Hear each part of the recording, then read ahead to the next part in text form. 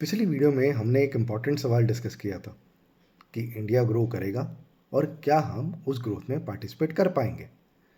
लेकिन हिस्ट्री एक और अनकंफर्टेबल चीज़ दिखाती है।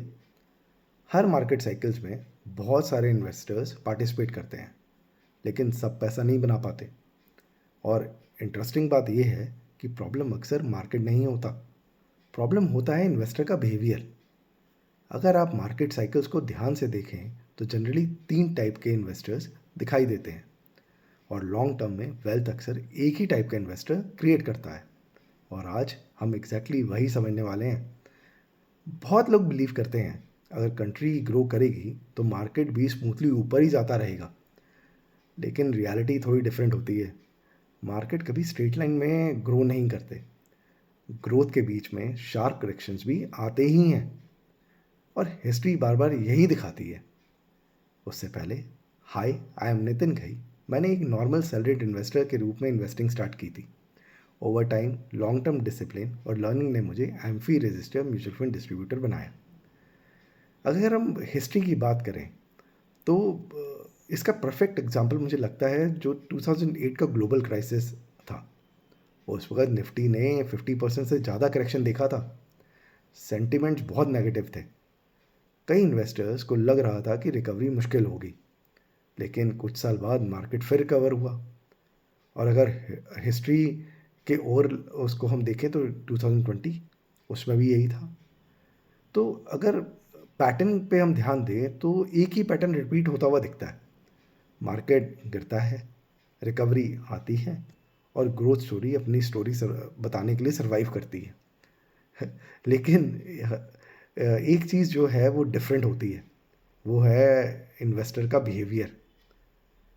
अगर करंट मार्केट को भी देखें तो सितंबर 2024 के अराउंड निफ्टी जो था वो 26,000 के लेवल पे टच किया था, और आज वो थोड़ा नीचे ट्रेड कर रहा है। मिड कैप और स्मॉल कैप सेगमेंट्स में तो करेक्शन बहुत ज़्यादा डीपर रहा है, और कई कई टाइम पे तो 30-40% भी। और नेचुरली ऐसे फेज़ में इन्वेस्टर का माइंड में डाउट और डिस्कम्फर्ट आता ही है, और ऐसे फेज़ में इन्वेस्टर बिहेवियर सबसे ज़्यादा टेस्ट भी होता है। मार्केट साइकिल्स को ऑब्जर्व करें तो उन 3 टाइप के जो इन्वेस्टर्स हैं उनमें से जो पहला इन्वेस्टर होता है वो एक्साइटमेंट इन्वेस्टर होता है।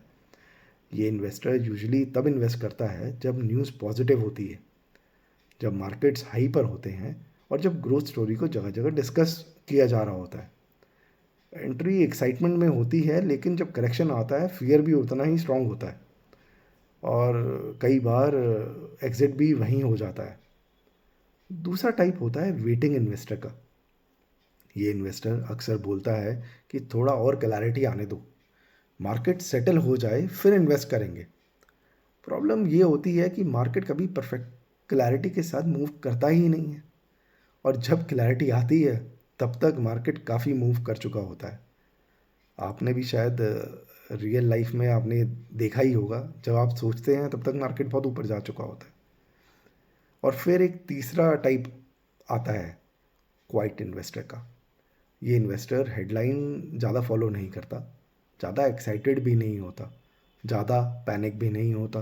बस एक सिंपल चीज़ करता है, consistent participation, regular investing, long term thinking, और मार्केट साइकिल्स को टॉलरेट करना भी उसे बहुत अच्छी तरह पता होता है। वो रिस्पेक्ट करता है मार्केट साइकिल्स को। और इंटरेस्टिंगली लॉन्ग टर्म में कंपाउंडिंग अक्सर इसी बिहेवियर को रिवॉर्ड करती है। इसीलिए कई बिगिनर के लिए एक डिसिप्लिन इन्वेस्टिंग स्ट्रक्चर हेल्पफुल होता है, जैसे regular investing through SIP. SIP सिर्फ इन्वेस्टिंग का मेथड नहीं होता, कई बार यह एक बिहेवियर सिस्टम बन जाता है। मार्केट ऊपर हो या नीचे प्रोसेस कंटिन्यू रहता है, और कई इन्वेस्टर्स के लिए ये डिसिप्लिन मेंटेन करना ईजियर बना देता है। ज़रा एक सेकंड सोचिए, अगर इंडिया नेक्स्ट 10-20 ईयर्स में ग्रो करता है तो वेल्थ का बेनिफिट कौन लेगा? वो इन्वेस्टर्स जो रैलीज में चेस करता है और करेक्शन में पैनिक करता है, या वो इन्वेस्टर जो क्वाइटली कंसिस्टेंट पार्टिसिपेशन करता है? मैं अपने एक्सपीरियंस से आपको बता सकता हूँ, कंपाउंडिंग एक्साइटमेंट को रिवॉर्ड नहीं करता। कंपाउंडिंग अक्सर रिवॉर्ड करता है टाइम को, डिसिप्लिन को और पेशेंस को। इंडिया ग्रो करेगा या नहीं, ये एक मैक्रो डिस्कशन है। लेकिन इन्वेस्टर वेल्थ अक्सर एक सिंपल चीज़ पर डिपेंड करती है, बिहेवियर। इन्वेस्टिंग का चैलेंज सिर्फ मार्केट में एंट्री नहीं होता, चैलेंज होता है एक्साइटमेंट को कंट्रोल करना और फियर को मैनेज करना और लॉन्ग टर्म डिसिप्लिन को मेंटेन कर पाना।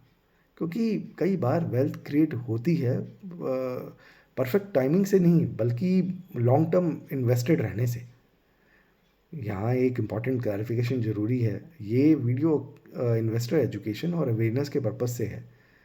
ये कोई इन्वेस्टमेंट एडवाइस या प्रोडक्ट रिकमेंडेशन नहीं है।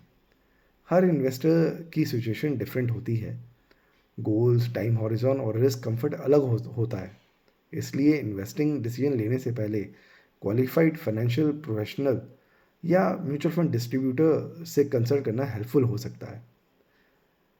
मैं नेक्स्ट वीडियो में आपको एक और इंसाइट के साथ मिलूँगा, जहाँ पे सिर्फ मार्केट में एंट्री करना या सिर्फ इन्वेस्ट करना ही आपकी वेल्थ को क्रिएट नहीं करता।